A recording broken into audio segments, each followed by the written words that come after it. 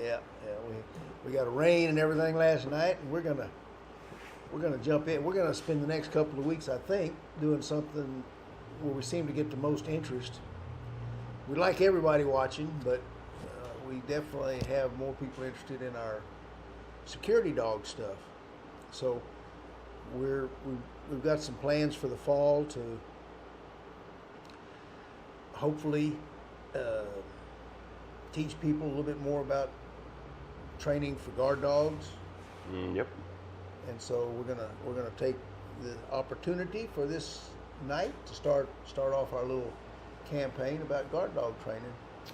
Absolutely. Scott's our main agitator.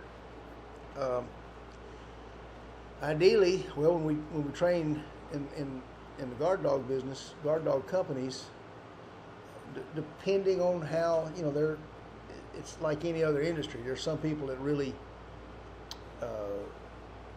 good at it, and they cross their T's and dot their I's, and they're really conscientious.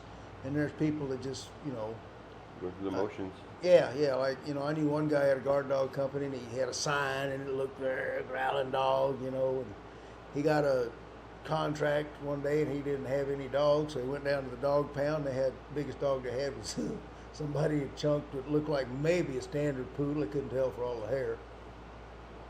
So he said, "I'll take that one." He didn't tell him what he wanted for. Took that dog. Yeah, true story.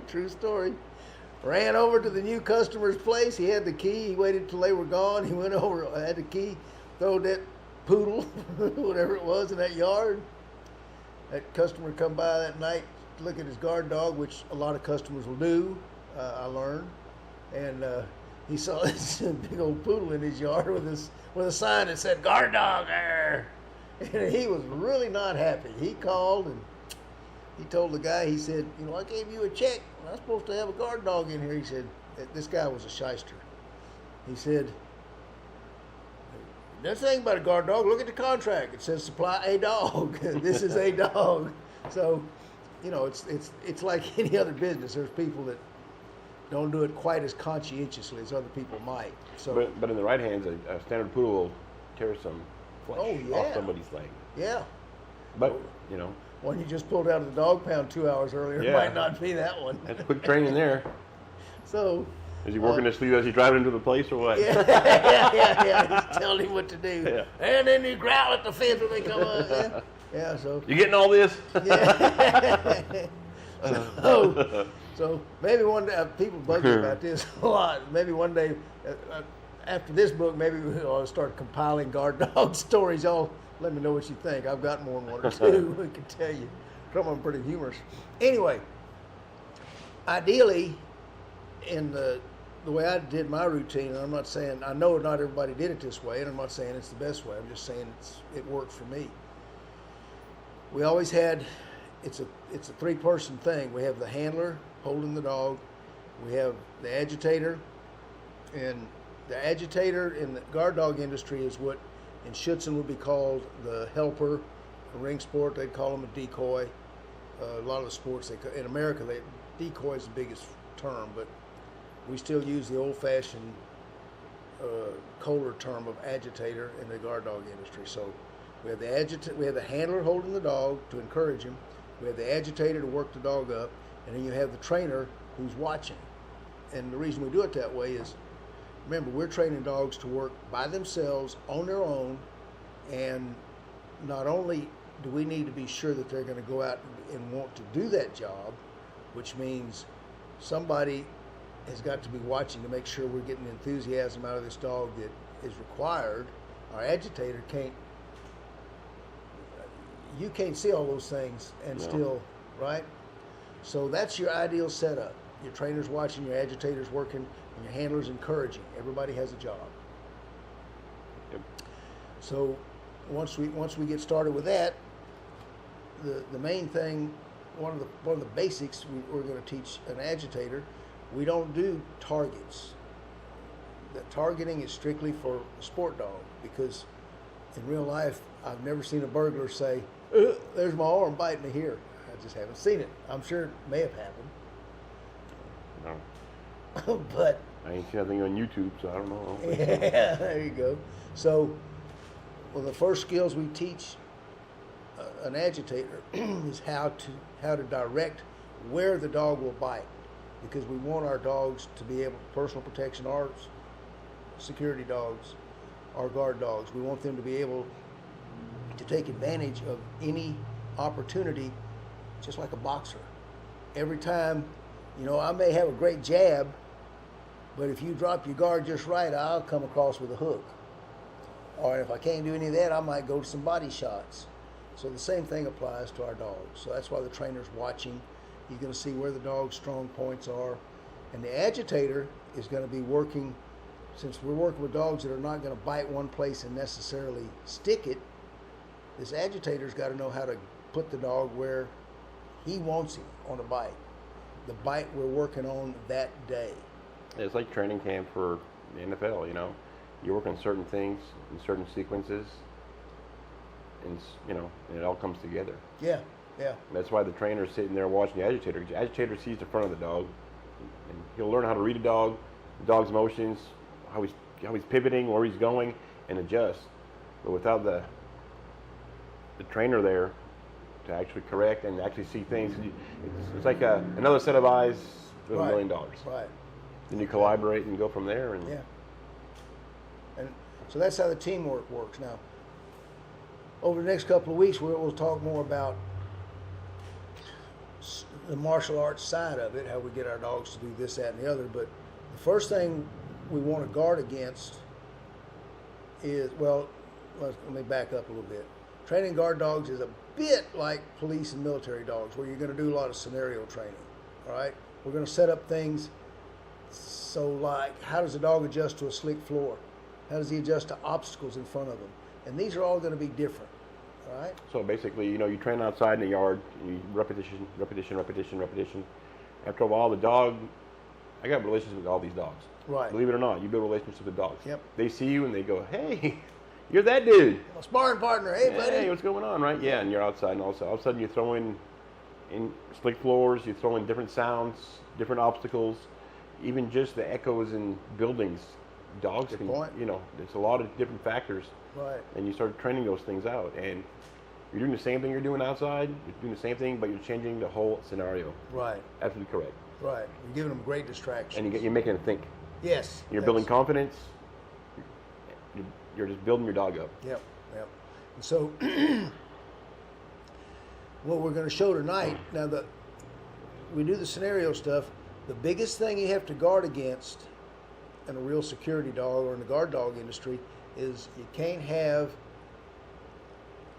sack silly dogs, sleeve silly, sleeve happy, jute junkies I call them. You need to guard against the dog or the agitator working the dog in a way that the dog thinks his target is always the sleeve, right? That's where French ring and French ring decoys are so good in their training systems. Their job is to the decoy's job is to not let the dog get a bite. You ain't gonna get much more real streetwise than one of those French ring decoys. They're doing like I've seen people do. I've watched it. They see a dog coming, they don't stand there and say, "Bite me," It's more agitator oriented. Yeah, very much so. It's pressuring the dog into. Right. So you're going to mix up. You're going to throw in. If you're a good French ring decoy, you're going to be excellent at working a guard dog company. Absolutely. So we have to really guard against sleeve happy dogs. So we'll show you an example tonight of a real good example of a dog who has the opportunity. First, here's one little story on how sleeve happy dogs work. When Schutzen first came to this country, there was some famous actress got on the Tonight Show with her, Schutzen 1 or 2. It's now IPG, so we all know where we're at here. Change initials every 6 months. But she got on Tonight Show with her dog, and they did a demo. And apparently everybody in Hollywood wanted to get a Schutzen dog, right? And this one trainer friend of mine had this, he realized real quick how sleeve happy a lot of these dogs were. And he would go up to a real ritzy neighborhood and look for a sign that says, beware a dog or whatever, ring the doorbell and say he trains protection dogs, where they like their, and they would, if they had a Schutzhund dog, which is now the in thing, right? They would proudly proclaim, "Oh, I've got a Schutzhund dog. You can't get past him." And this particular trainer would say, "Well, I'll make you a deal. If I can come up, if he's in the backyard and I can come up and knock on your back door, will you give me, I forget how many thousands of dollars to retrain your dog?" And according to him, 8 out of 10, Steve, he said that most people say, "Yeah, if you want to try it, they want to watch a dog maul somebody," right?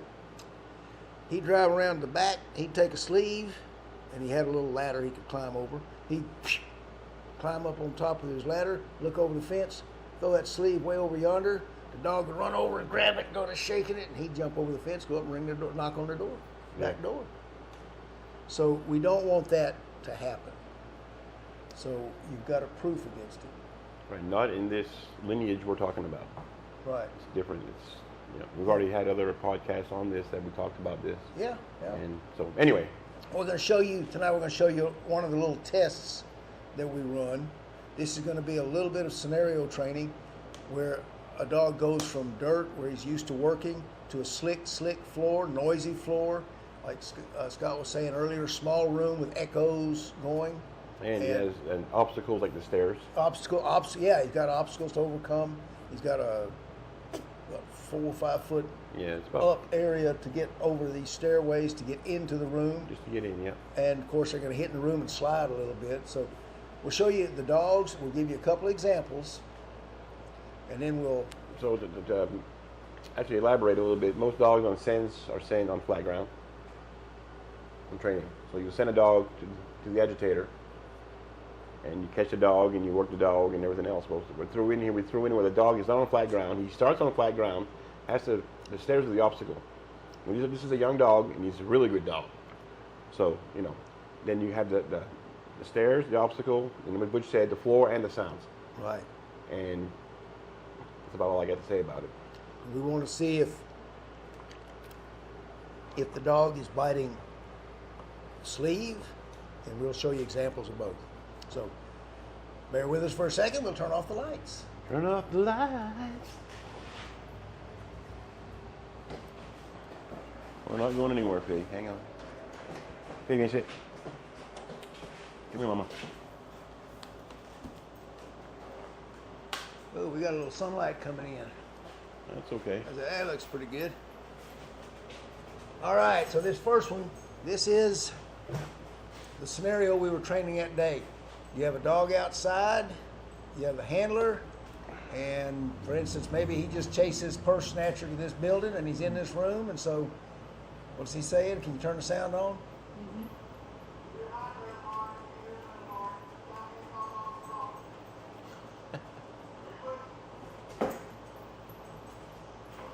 You notice there's no agitation, it's just a command. He slides a little, but he hits it.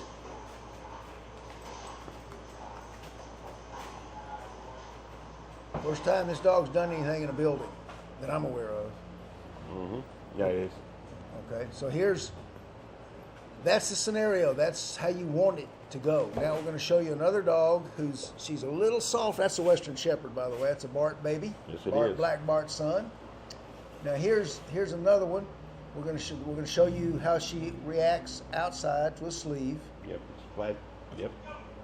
And this dog's a little softer.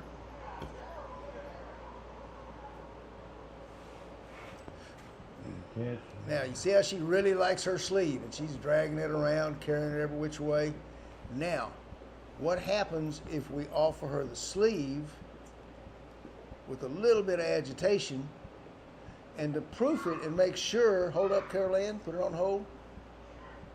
Okay, to make sure that if she's sleeve happy, she'll bite the sleeve no matter what.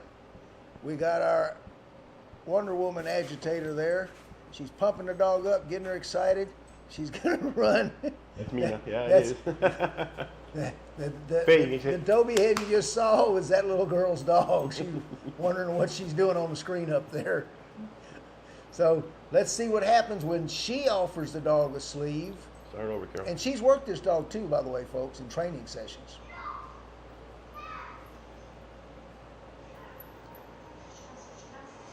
She comes in, lots of whoops.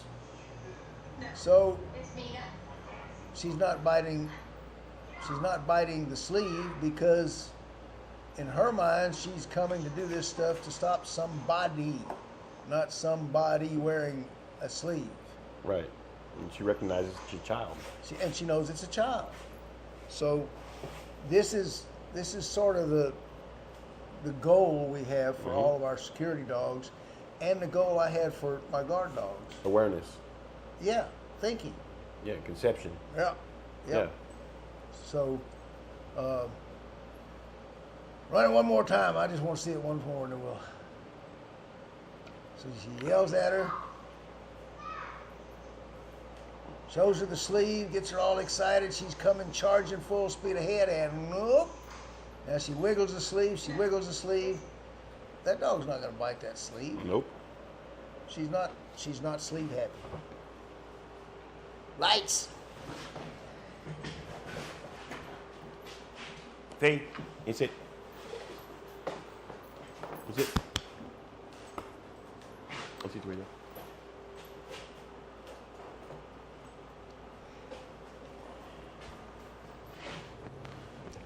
So, I moved the spotlight too damn close. I can't see. Can you see, Bart?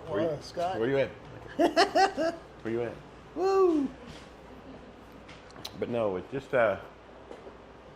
Better? yes, very good. Whoosh. Almost got a sunburn there. Yeah. What you got, darling? So show this one over here, Carol Ann. This is Spartacus. This is the little girl who was wondering who the little girl, what her little girl was doing up on that screen. Mm-hmm. So. That's Miss Thing. Yep. So anyway, guard dogs. That's how. Oh, speaking of which, Courtney, if you're out there, I've had a couple people call. We're hopefully getting a little bit better weather. People are calling and asking about the training on Saturday. Yeah. What do you think? What's to go for Saturday? Saturday? 9 a.m. Yeah, we'll do it in the morning. Start 9 a.m. early because weather will be nice and give us time. Yeah, if you live close in the area and you've been curious about the way we train, come on out. Come on out, yeah. Even if you're not close, come on out anyway. Yeah, just start earlier. Give your dog a different taste. Yeah, 9 to 12. Yeah, if you've got a dog, you've been working in one of the sports, good for you if you have. And if you'd like to give them a little shot of street work, we can do that as well. Mm-hmm. So, absolutely. Okay, so training. How do we? The big difference that I think I've seen between all the clubs I've been to and everything, and the guard dog companies I've worked with, is when you start, for most bite sports, you're going to start right off real quick with sack work, then go right to the bite, then go to the sleeve, and then you're going to stay on that suit or sleeve, whatever you're wearing for protection, for a lengthy period of time. For the way I did it with my guard dogs was, we started and we worked a lot of civil, and we would actually, my routine was real simple. We pick our dogs up, we delivered them in vans. They all had their own crate. When we go to pick them up in the morning from the customer, we start about 4 in the morning. Mm-hmm. We go by the businesses, open up, and before we took the van out, we put our food and everything in there in the bowls. You pull up to Casa Ford, whoever. Hey. Sorry about that. That's all right. Put the food. We had a little warm bowl of broth. Put a little broth in the bowl. Stick the dog's bowl in their crate. Hello, sweetheart. And we'd call our dogs. They'd jump into their crate and they'd get a little bitty snack before they got to the kennel. That's just to make sure that they learn how to get in their crate, and they load it up quick and easy. Mm-hmm. When we get to the kennel, 2 days a week, not every day, but twice a week, we bring them out of the van. The driver or another handler, if we had them, would put them on a leash, start walking them back to the kennel, where me or one of the other agitators would jump out at the dogs, and we would just piss them off. That's just the best way to describe it. And the handler would drag them back to their kennel, fighting all the way, and then throw them in there where their meal was waiting for them, and then they could go to sleep and think about what they just done. Not one bite. Not one bite. We worked that for, we'll say, from the 1st to the 29th. On the 29th, and again, we're only doing it twice a week. What are you getting at, girl? We're only doing it twice a week, and we would change the path we take to get them back there. Right. At the end of the month, we'd bring them out. Only this time, when they started walking back, we'd jump out and holler at them, and we'd turn them loose, because we'd have me or whoever be in a suit, and they'd get a real whoop-de-doo bite. Mm-hmm. But they're learning that when they hear that command, or sometimes there'd be no command, when someone makes quick, jerky movements, or if someone steps out and just stares at them, they go into action. Yeah. Civil is real important. Guard dog, personal protection training. Right. I mean, you know, to speak out of line here, but I've seen dogs that bit. They're all right, but they weren't. It wasn't the bite we were looking for. Right. Or the confidence, or the pressure. The dog didn't have the right pressure on him. Right. So, you go in, agitate the dog, and get him really mad, and get him barking and snarling, and everything else, and you don't give him a bite. Take the dog out, run around the dogs. If you had a few dogs, you know, it recycles in, and the dog comes back in, cycle him again, get him mad, tease him, you know, walk away, the routine. Okay, and we can teach you that too. But basically, not give him a bite again. So basically, a session here is that you get 3 rounds. Then, you know, come back next week, because quite a few dogs come in here and we have 3 hours to do it. So on Saturdays, do personal training too. But 3rd time around, bring the dog back out. Now he knows, because the dog's gone in confinement and he's thinking about what he's doing. Comes back out, set him up again. Same exercise. And that week, that dang dog didn't get a bite. Right. Not one bite that week. When the dog gets here, he knows what's going on. They do. Yep. Cycle. That's why we do, you know, scenarios and everything else. Send the dog home. So next week comes out, and what happened? No. That dog was lit up like a firecracker. Yep. So that's just the way it is. Yeah, and that's, if you take the basic principle of when I first started using muzzles. The only reason I used a muzzle was so I could let a dog go to the end of the leash and hit somebody and knock them down, but never get a bite. So we take dogs that weren't biting hard and work them in a muzzle. Of course, as time went on, I got to go to literally muzzle dog training school and learn a lot more. But the principle was the same. That's where I came up with this idea of working a dog without giving them a bite for several sessions. In the muzzle, they couldn't actually bite, so you let them 2 or 3 passes the agitator would make. They'd hit the guy, but they couldn't bite him. They couldn't get that release of that tension. Yeah. So you do that 4 or 5 passes, bring them back 4 days later, and you take that soft dog, you agitate him one time, don't give him a bite, and then you turn him loose. He's a bone crusher. We had a dog here. He didn't get a bite for 4 weeks. 4 weeks. He was soft.